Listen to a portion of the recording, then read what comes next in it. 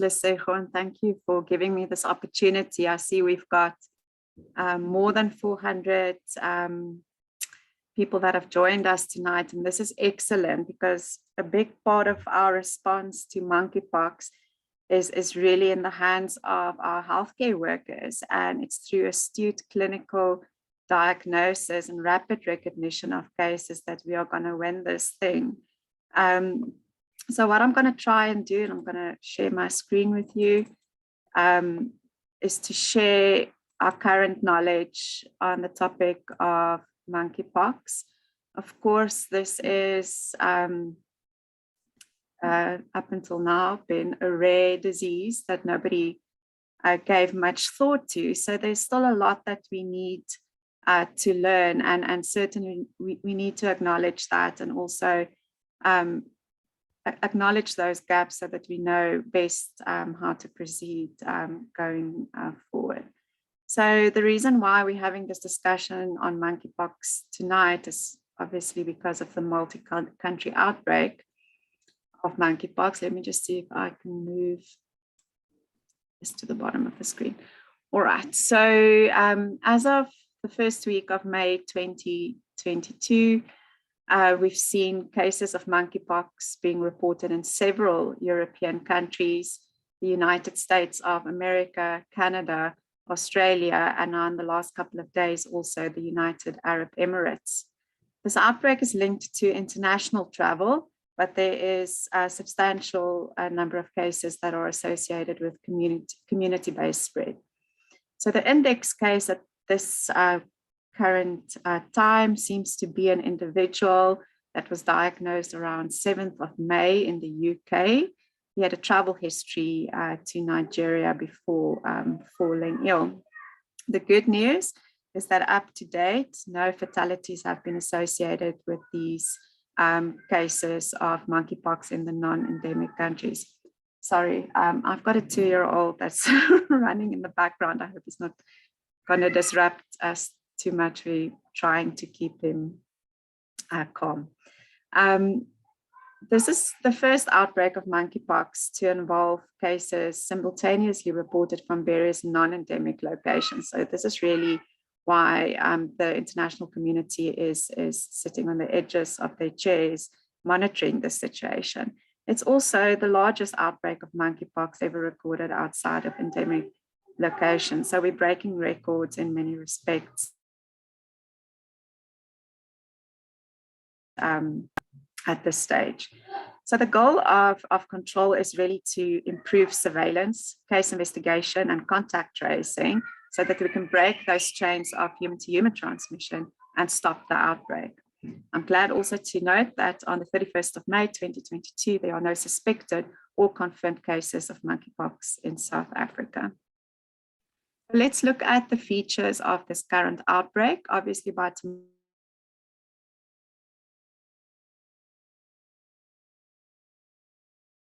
these numbers would have changed, but this gives 23 countries confirming cases. This involves 377 cases, of which 257 have been laboratory confirmed. As I've already mentioned, there's been no deaths up to date. Interestingly, most of these cases involve males of the ages 20 to 59 years. We've seen links with transmission of some of these cases involving men that have sex with men, but also there's links with large social gatherings in Antwerp, Madrid, and in the Canary Islands. So the hypothesis at the moment is that these social events created just the perfect storm, if you will, for the close contact that's required to transmit this virus between individuals. And we're calling these super spreader events. So what we've also seen up until now is that the cases that have been characterized further through genomic sequencing all belong to the Western African lineage. This is good news, and we'll discuss this in some of the upcoming slides, because the Western African lineage is supposedly less transmissible, but also the less fatal strain of monkeypox virus. What we also then can take from what we see from this genetic characterization up to now is that it does look like we're dealing with a single source outbreak. So an individual that traveled to an endemic country, it may have been this index case that have been identified through current efforts, and then through community-based spread. So there's just the tally of suspected and confirmed cases up to date. The largest number of cases being reported from Portugal, Spain, and the UK. This is just a map showing those cases. So we don't see any confirmed cases yet in South America, although there are suspected cases. We're not seeing any cases in non-endemic African countries currently, and we're also not reporting any cases from Asia and Russia. Let's look into a little bit more detail, the history of monkeypox. Where does it come from and what do we know about this disease? So the monkeypox disease is obviously caused by the monkeypox virus, and it's a member of the orthopoxvirus genus of the family Poxviridae. Now, the pox viruses are an incredibly interesting group of viruses. There's actually more than 80 pox viruses known to science currently, and they affect a great number of different species. And these species include mammals, birds, reptiles, and insects. And you'll see that a little bit when you look at the naming of pox viruses. You get crocodile pox, buffalo pox, cowpox, and the list goes on. So very close association between pox viruses and specific host species typically. So 2 pox viruses are known to cause only human disease, and this of course included smallpox, which we thankfully got rid of, and molluscum contagiosum, which is still periodically reported. This is of course a sexually transmitted or primarily sexually transmitted pox viral infection. So smallpox, as I've mentioned, have been eradicated through mass vaccination.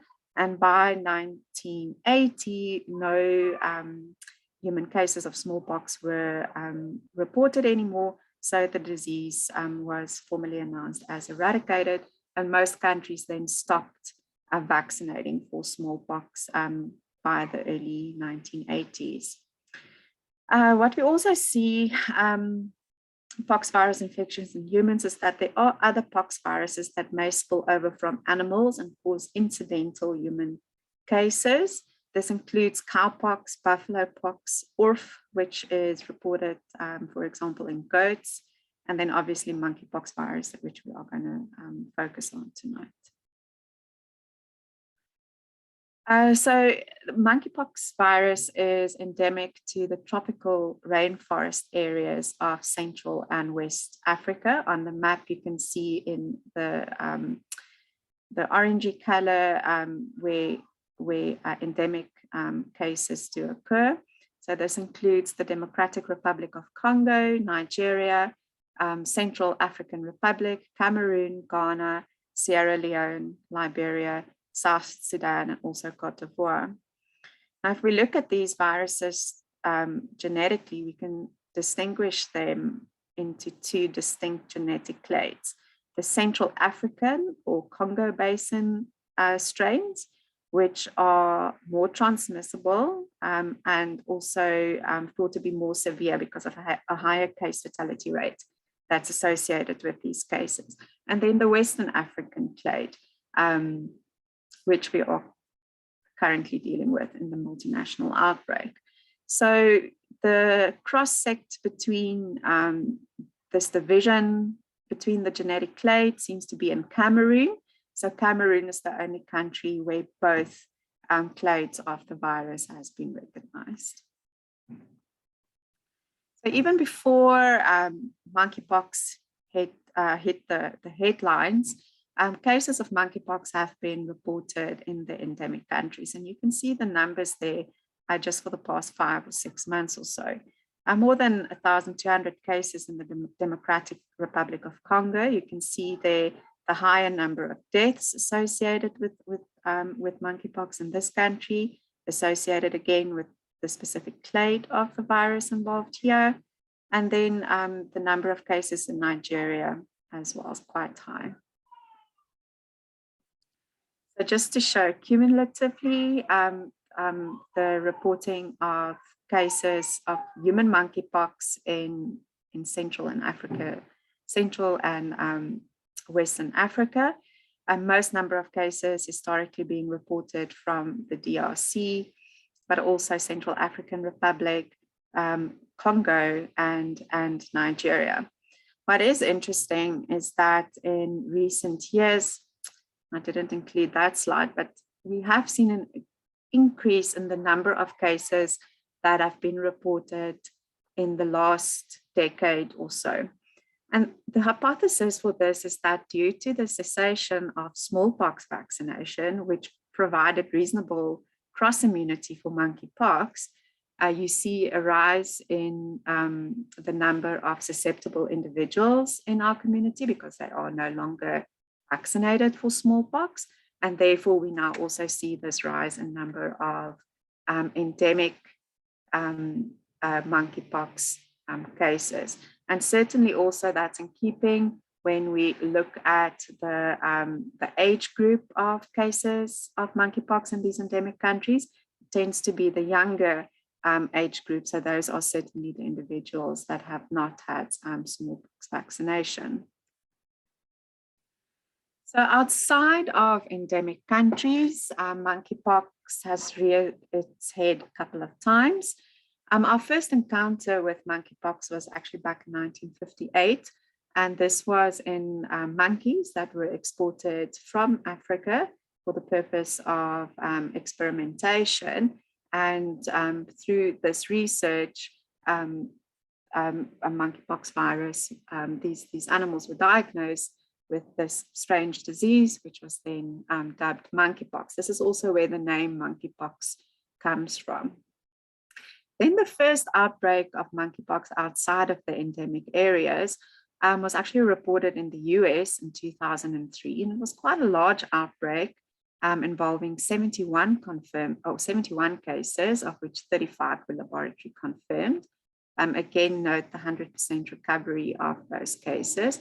And in this instance, the outbreak was actually associated with the exotic pet trade. So there was a number of animals, different species of rodents, but also things like porcupines that were co-housed with prairie dogs. Now, prairie dogs, interesting, you should Google this, they're not dogs at all. They actually look very much like the Dassie or the Hyrax that we know here in South Africa. And they seem to be a popular pet in the US. So the prairie dogs were co-housed with these animals that were imported from West Africa, specifically from Ghana, and then contracted the infection and then passed the infection on to pet owners and other people involved in the exotic pet trade. Then you can see quite markedly from 2018 up until now, that we've seen a number of cases of exported monkeypox in travelers. In all of these cases, it has been travelers to Nigeria, so I think that is noteworthy. And in all of these cases, except the cases in the United Kingdom, there were no secondary cases. So in the United Kingdom in 2018, there was actually 4 importations of monkeypox to the UK from Nigeria. In one of those cases, there was a secondary case in a healthcare worker, but in one of those cases, there were actually close family contacts that also developed this disease. So it was a small family cluster that was diagnosed. Again, 100% recovery in all of these cases.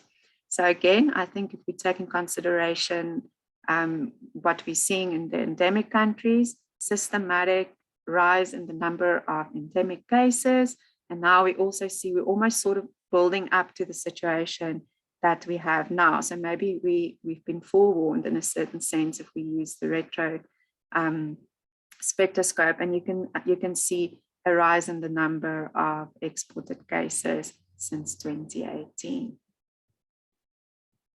Let's look at transmission. So obviously, this is not a disease that is persistently transmitted in the human populations. Up until now, we have been incidental hosts. So there's always a zoonotic transmission event that allows for spillover into the human population. And then you may have or not have any person-to-person transmission occurring. So the first human case of monkeypox is actually noted in a child from the DRC in 1970. And then from 1970 up until 1980, there were only 59 human cases reported. All of these cases were reported from people that lived in and around the rainforest areas of Western and Central Africa, and they were definitely exposed to different species of forest wildlife. So anecdotally, we believe that close contact with infected animals are involved in the zoonotic transmission. The hypothesis is through bites, scratches that can physically introduce the virus into the body. There's also concerns about the bushmeat trade, specifically with the preparation of the meat. Also, obviously, skinning, because the skin lesions that will be present on the animal, so the fur, the skin, even skin products that might be part of this of these activities. And then presumptively eating inadequately cooked meat may also be a risk factor. What's a problem for us at the moment is that the true natural host for the virus remains unknown. We know that different species are susceptible to the virus because they have tested positive for the virus before, but they are not necessarily the natural reservoir that maintains the cycle of the virus in nature. The virus has actually been isolated from rope squirrels, and you can see an example of what a rope squirrel looks like in the right-hand corner of the screen, a primate called the mangabey, and then also the Gambian rat also is often reported. But there's a number of other especially rodent species that have tested positive for the virus before as well, and may be involved in some or other way in the natural transmission cycle of the virus.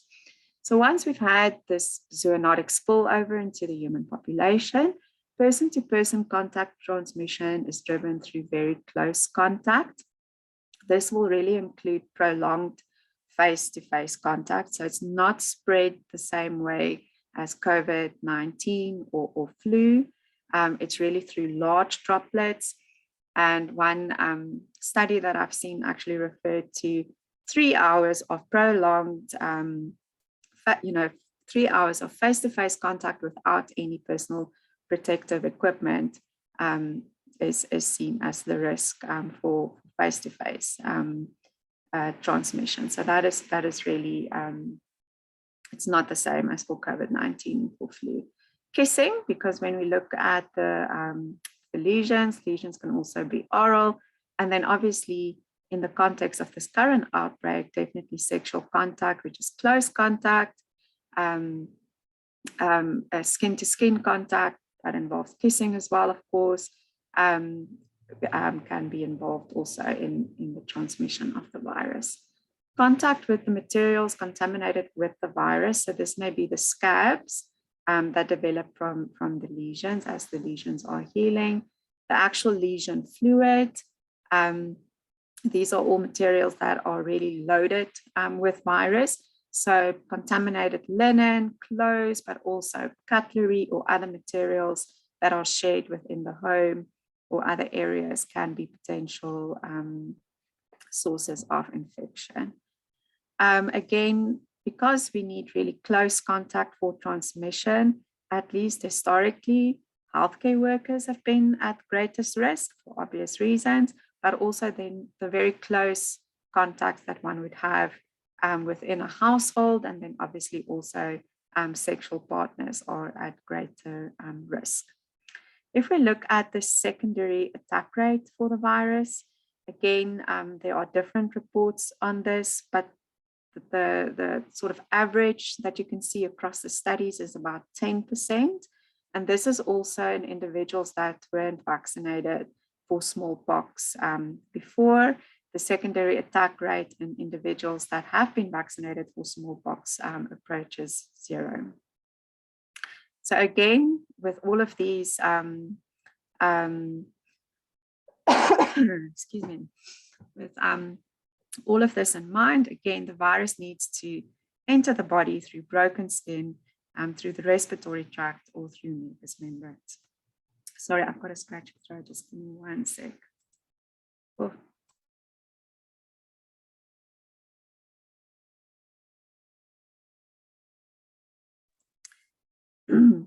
Sorry, that's from non-stop talking from the time that I open my eyes in the morning until my head hits the pillow in the evening. So please excuse me.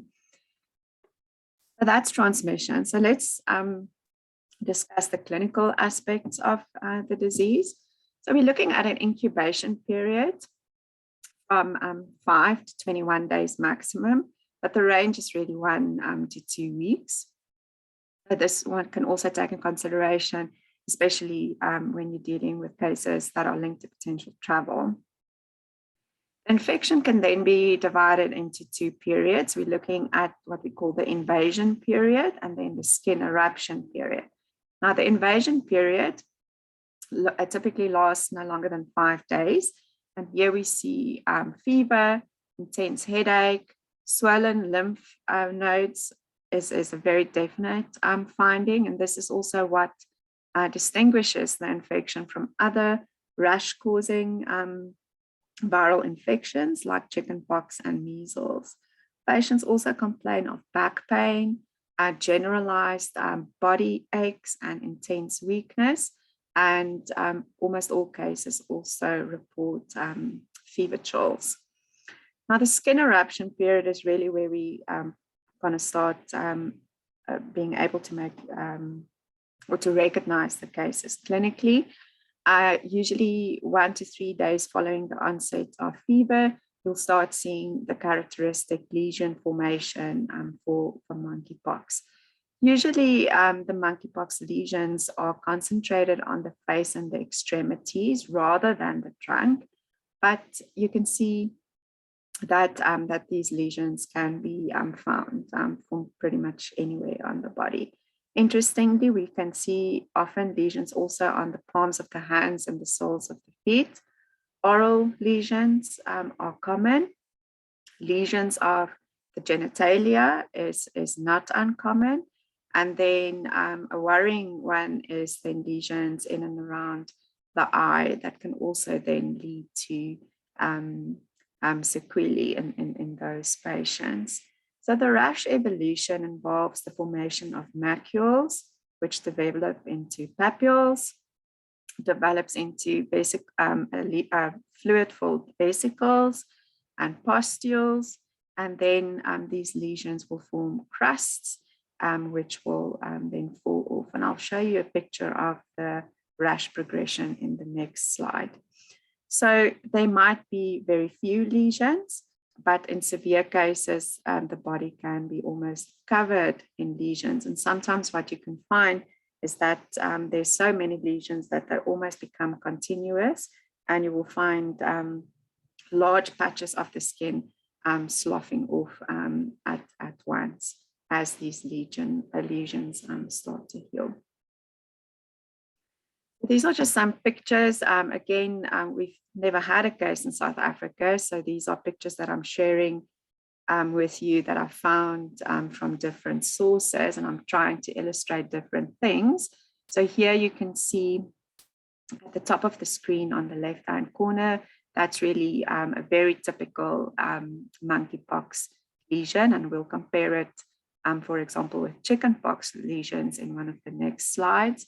Here you can see this is actually quite a small lesion, but you can see the progression of the lesion up until the point where the scab falls off. And here at the bottom, this is a quite a severe case of monkeypox that was diagnosed in Nigeria fairly recently. And again, you can see what's also interesting is that most of these lesions are sort of at the same stage of the evolution, which is something which we don't see, for example, with monkeypox, where you will have lesions at different stages at any given time up until the patient recovers.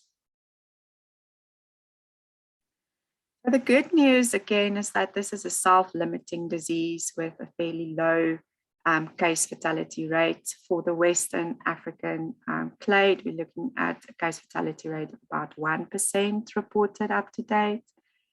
Usually these cases resolve within 2 to 4 weeks following onset. Experience with the more severe cases have, of course, been in endemic countries. So here, most of the severe cases were reported in children. Severe cases have also been noted in pregnant women. And I believe there's been a case of in utero transmission of smallpox as well. And then in these endemic countries, definitely progress of untreated HIV infection is also a risk factor. So all of the fatal cases within West Africa since 2017 have been reported in children and in cases of untreated HIV disease. Complications in the severe cases often involve secondary infections, so different secondary bacterial infections, and then encephalitis, lung infections, and then of course, not life-threatening, but certainly debilitating is the possibility of vision loss if lesions were present on the cornea. So again, sequelae in the recovering cases are limited to scarring and then vision loss, which is quite rare. The differential diagnosis is quite wide, as you can anticipate, and it's really important that we don't get distracted with monkeypox in diagnosing these other infections, which are treated and managed quite differently.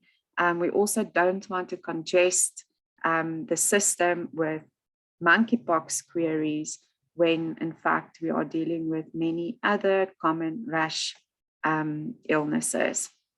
So the probably top on the list is chickenpox, which is of course caused by the varicella virus.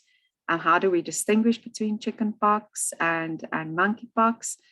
Certainly with chickenpox cases, usually swollen lymph nodes are not a common finding.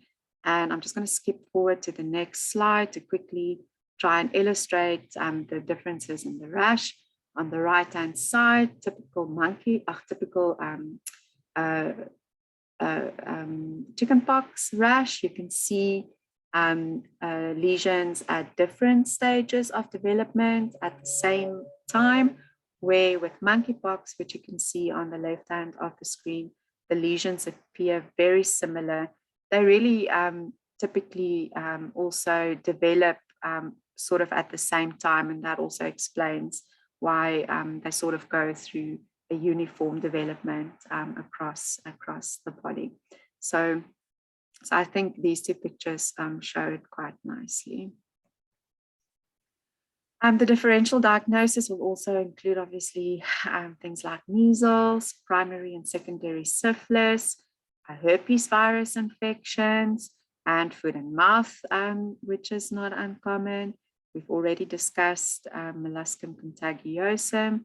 Don't forget about bacterial causes of rashes, and then also non-infectious etiologies, which include allergic reactions of different sources. So if we look at the current case definition, and that should be for a suspected case, not an suspected case.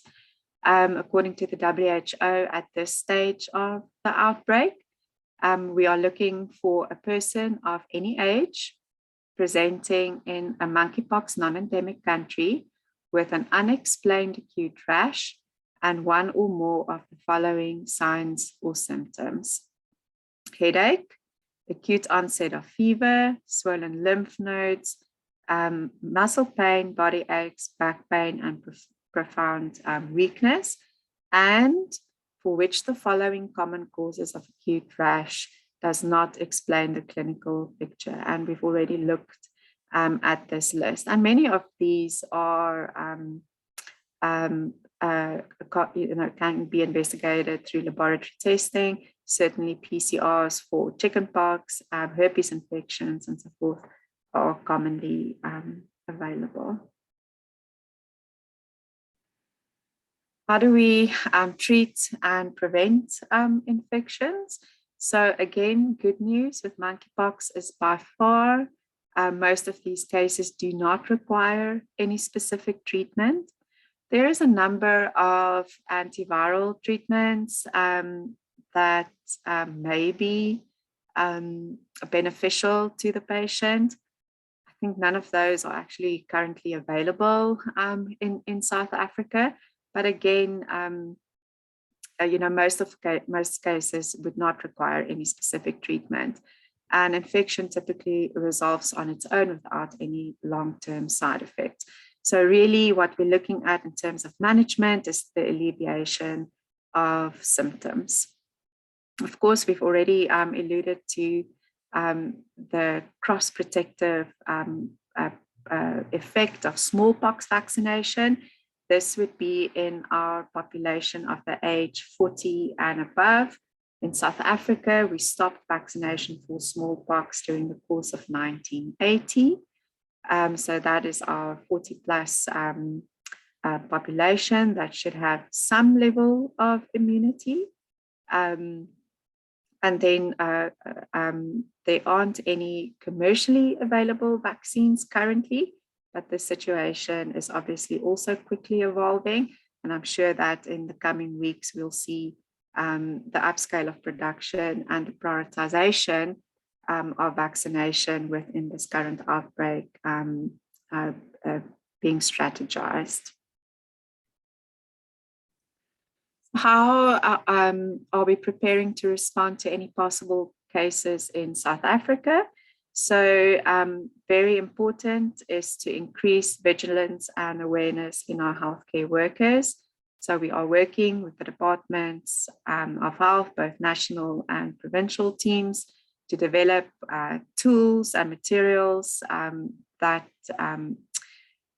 would aid in clinical recognition of cases. We are developing also the tools to guide case tracing and monitoring. Already available is guidance in terms of laboratory testing for cases, which is available from the NICD. So all of the currently available documents can be found on the NICD website, and you can see the link there on your screen. And again, these materials are still under review and under development. So please do keep your eyes on the website and other channels that we use to communicate these for updates. I think what's really critical, given the fact that we don't have vaccines available to us, and obviously rollout of vaccination will come with quite a substantial time frame. Really, the impetus is on our ability to diagnose cases clinically very quickly, to confirm such cases or disprove the diagnosis. And then if we do have confirmed cases in South Africa, to do isolation. Isolation can either be through hospitalization if the individual is unable to effectively self-isolate, and then to do case tracing and monitoring of those cases to ensure that we can break any chains of transmission. Maybe just to share in terms of laboratory testing, there's the NICD clinical advice hotline on the screen. This hotline is available 24/7, and we've got surge capacity to deal with potential monkeypox queries if we would, if we will start to see an increase in the number of queries. So this is available to you. Feel free to contact us and to discuss any cases so that we can talk about next steps for the individual case. On the screen, you can also see the samples that we can investigate at the NICD. So the most important sample is lesion fluid or lesion material. So this could either be the scab or the crust of the lesion. As I've mentioned already, these materials are already loaded with virus. So a swab of the lesion, or just taking the crust off into a sample tube. This can be submitted, and we do PCR testing on these samples. If we would then have positive cases, there are some additional samples that we can test to perhaps inform risk of secondary transmission, especially at convalescence. So we're looking at especially semen testing because of the question of sexual transmission. So these are samples that we can look at testing in consultation with the referring doctors on a case-by-case basis. So there you have my contact details. You're more than welcome to reach out. If you would have any questions that we don't get to discuss in today's session. Also, again, please keep your eyes on the NICD website. We keep updating the documents and the resources that are available there, and also to infer the risk for South Africa to move forward in the next couple of weeks. So I think I'm gonna stop there and then allow some discussion, because I'm anticipating some questions. Back to you. Yes. Yeah, so thank you very much, Dr. Jackie. I think this was quite informative. And I liked I think the first few slides as well, where you showed us that this is nothing new. You know, it's a virus, it's a disease that we know. I did do tropical medicine with the University of Pretoria, so you have sort of rekindled, you know, that interest as well into infectious diseases. So I really appreciate this particular talk. Maybe, yeah, I think there's a number of questions. I've tried to cluster them and put them, you know, in themes so that maybe we can engage on this. Firstly, colleagues, let me also in the meantime allow you to raise your hands if you want to speak, because we do have some 15 or 20 minutes or so just for questions. Now, Dr. Jackie, this disease has been there for years, and it's endemic in certain countries. Do you think, is this a neglected tropical disease or medical condition? I mean, now that there's an outbreak, we are likely to see some interesting public health responses, even innovation, but traditionally, was this classified as a neglected disease? I think it was so neglected that it wasn't even on the list of neglected diseases. So if you look at the number of cases, even in the endemic countries, it's really very few.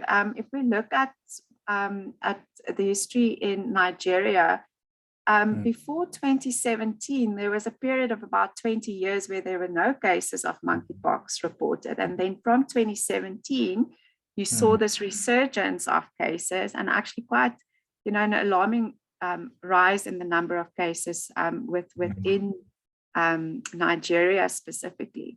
So again, understanding this, will require some more investigations.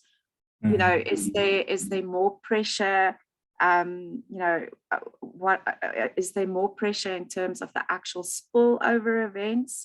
Is this because we are seeing something that's driving more exposure to animals that are infected? Or is this because we are seeing shift in terms of our population that still has residual immunity because of smallpox vaccination? So I think that that hypothesis sort of I think has quite a lot of merit, especially if you look at the age group that's affected. For example, in Nigeria, it's your younger age group. So are we going to bring back smallpox vaccination to reduce the risk of monkeypox? I think it's not a bad idea. So let's see what's going to happen. It's going to be very interesting. And as you also mentioned, when we have these fires that we need to put out, all of a sudden we're very innovative and we can solve problems very quickly because there's much more urgency to do so. But certainly, I think there's going to be a lot of conversation about rekindling good old smallpox vaccine for use in those endemic countries. And through that, you're going to be reducing the risk in non-endemic countries as well. Yes. Thank you for that. So maybe let's then deal with a number of questions around monkeypox, smallpox. Is this the same virus? Can these two viruses coexist? And the resurgence, for lack of a better word, of monkeypox, does it mean we might start to see smallpox cases in the near future? Hopefully not. So smallpox has been wiped off the face of the earth, except for 2 locations at the Centers for Disease Control and Prevention in Atlanta. So in the biosafety level 4, the maximum containment laboratories, and also in the maximum containment laboratory in Russia. Oh. So yes. Smallpox was a disease that was only reported in humans. So that was one of the reasons why it could actually be more easily eradicated. We can not very easily eradicate. So that means get rid of completely diseases that has animal reservoirs, because you would still have pockets of the virus in nature, and always the risk of the virus coming back into the human population. So smallpox was eliminated by 1980 through mass vaccination. And that was really, it was one of the first vaccines available to humankind. These were actually live attenuated vaccines, potent stuff. That's why we still see, immunity in individuals that had the vaccine, many years ago. So if smallpox cases, then we're going to start having a different conversation. We're going to start talking about bioterrorism, and we're going to start, talking about deliberate release. So these are not the same viruses, but they are closely related viruses. So monkeypox is not a quintessential human disease. It's an animal disease. And you will then see zoonotic transmission to humans. I think the history of smallpox and monkeypox is obviously maybe more closely related than we think, because for many years there was smallpox vaccination. Maybe that suppressed the number of monkeypox cases that we reported before, and what now has been rare is maybe not going to be so rare anymore, because now we're dealing with increasing susceptible population. Interesting. Now, some of these diseases become more and more difficult to control if there's stigma, and some level of discrimination. I saw a certain post, I'm not sure whether this was truly from the WHO or what, but it was around the monkeypox and men sleeping with men. And some of the comments were really around, are we not stigmatizing already, you know?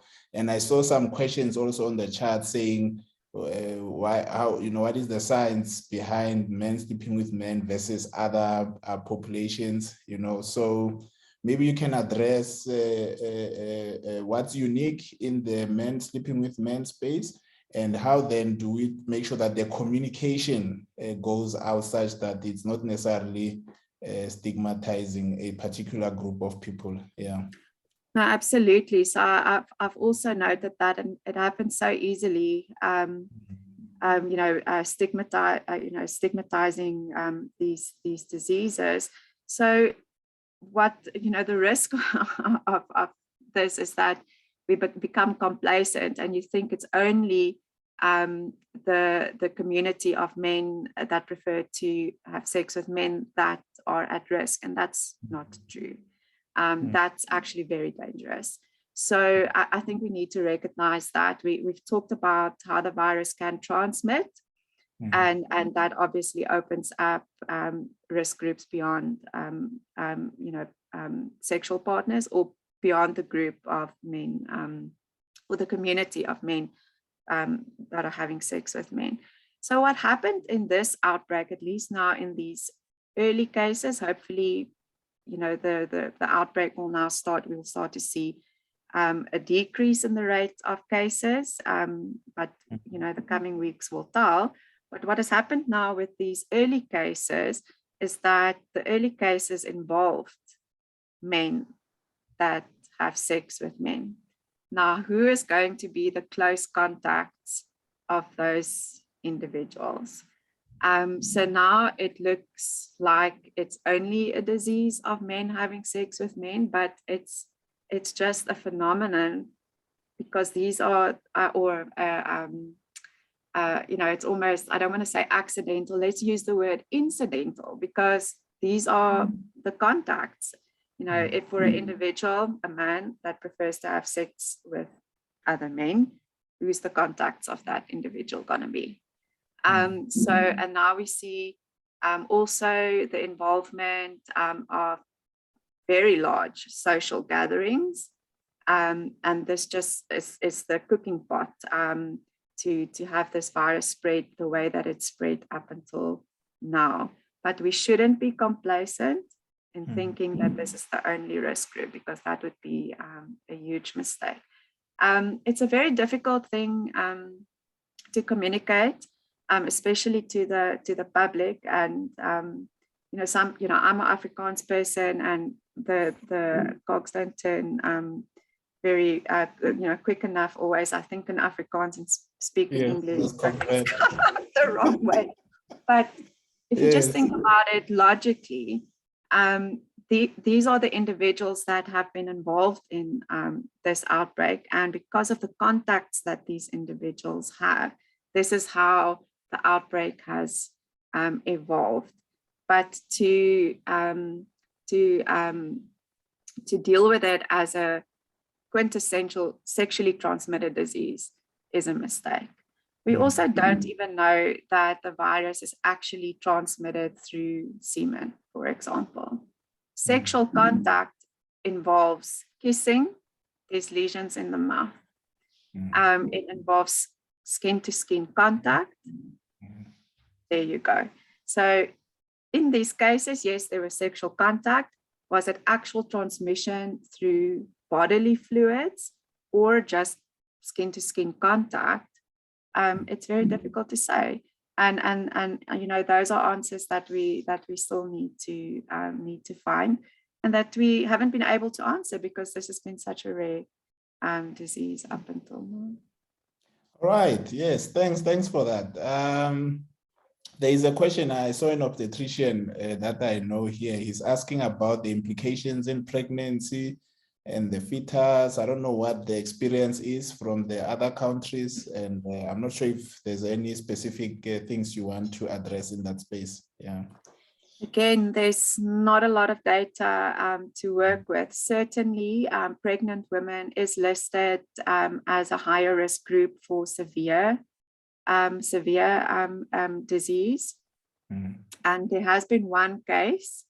And when I share the slides with you, I can share the link to that case report where there was mother to child transmission. Yes. Again, very limited experience, but certainly something that we need to be concerned about. All right, so PPE. So in the COVID era, that was a big issue. I know that in terms of universal precautions, PPE remains, at the heart of how we provide services. As we collect specimens and we see patients who present with skin lesions or rash, are there any unique PPEs that we need to be using, or it's universal precautions? You may just clarify a few things there. Thanks. Absolutely. Universal precautions is what's recommended by the WHO and by others, and that's what's being used currently as well. The issue of isolation keeps coming up. Now, with most of these individuals, you're actually not going to be you wouldn't necessarily need to admit them to hospital to treat them because they're just not that sick. They may be just extremely uncomfortable. But in certain cases, it may be required to assist the patient in isolating if they don't live in an environment where they can easily self-isolate. So that will be dealt with has to be dealt with on a case-by-case basis. We know that the ability or the capacity of different facilities across the country are not the same. So again, this will be dealt with on a case-by-case basis at this point in time. All right, so I want to give, see that we've got two hands, which I want us to try. And as I try to give them the talking rights, maybe you can respond to another key question around is this a notifiable disease, or how do we approach these cases? Thanks. So we are working on it, and hopefully within the next week, this will be a category A notifiable medical condition in South Africa. So you can use your app to do the electronic notifications. Currently, we've got the NICD clinical advice hotline set up. So calls are channeled, and we are getting calls. We have just up until now been able to deal with those and do assist with differential diagnosis for those cases. So cases are reported to the NICD until we have it up and running on the notifiable medical conditions platform, and that should be very soon. All right, superb. Let's see if I'm not sure whether these are random heads or they are true heads. Gloria Mosoma, would you like to unmute and say something? Gloria Mosoma, you may unmute. All right, Tulimnisi, I see you took your hand down. Do you still want to make a comment or ask a question? You may unmute, Tuli. All right. I see Mr. Zwani, who is the head of CDC in Bubalaga, is here. So I'm just hijacking him. Mr. Zwani, I saw you had a question, but I think we can also appreciate the comment from yourself as a provincial and tell us about how ready is your province for this particular disease. Mr. Zwani, I don't know if you are able to unmute. Thank you very much, Lesego, and thank you very much, Dr. Sayers, for the wonderful, comprehensive, informative presentation. More especially, I was so impressed about the background, the history, and how the monkey as the monkeypox comes in. But I should think some of the questions have been answered, because I was thinking that are we going to have a re-emerging of smallpox, since the virus is the same family, but I should think that one has been answered. And then the other one was, for me, is the issue of learning from the previous, learning from the current COVID-19 pandemic, because also it started like this. Are we going to see another pandemic in South Africa, so that one will be aware? Because I read one of the WHO documents saying that the chances are very less to have this disease to be a pandemic.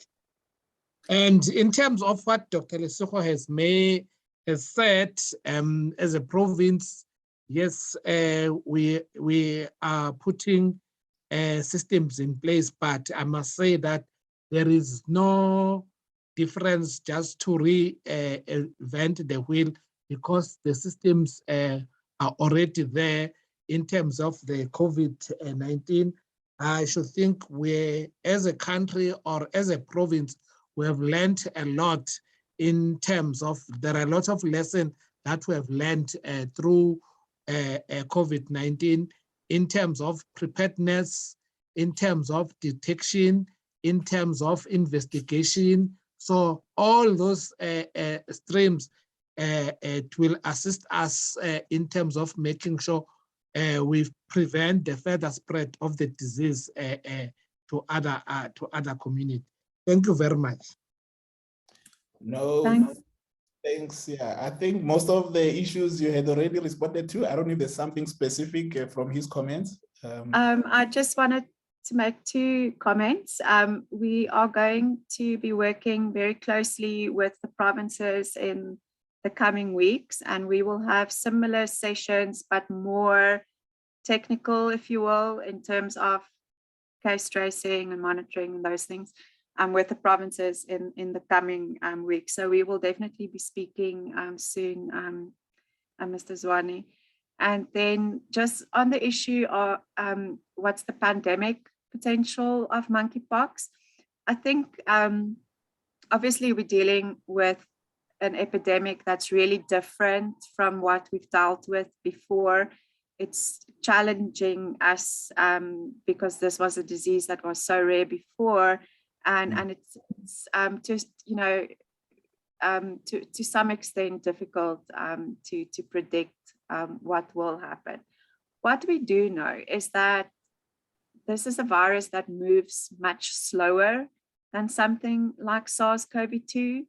It's not transmitted the same way as flu or SARS-CoV-2.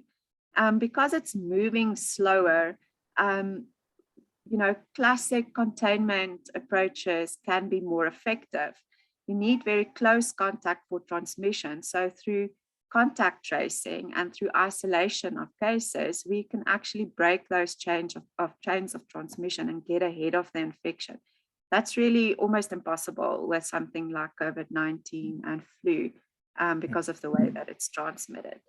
So the coming weeks will tell us more and will really be critical. We really do want to see a decrease now in the rate of new cases being reported in these non-endemic countries. So we want to see that effect of the isolation of the current cases, and hopefully not too many cases are being missed, because then we're going to start dealing with a slightly different situation. But certainly more of a slow-moving infection. Classic containment approaches can be used for us to get ahead. So are we going to have another COVID-19 session with lockdowns and all these things? Certainly, there would a lot of strange things would need to happen for that to happen. It's just a completely different disease requiring different approaches. Thank you for the question, Mr. Zwane. Yes. So, I saw this question and I think I missed it. Now I saw it came back on the chat, the issue of, is this a coincidence that we have COVID-19 vaccination and now we have the monkeypox?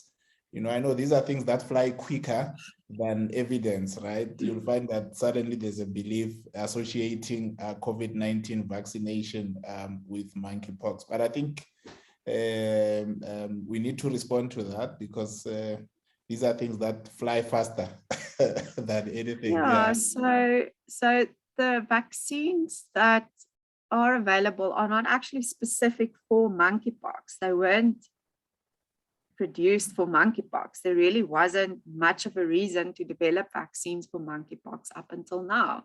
We know that there's so many diseases that require vaccinations. Monkeypox has certainly been very low on the list. So the vaccines that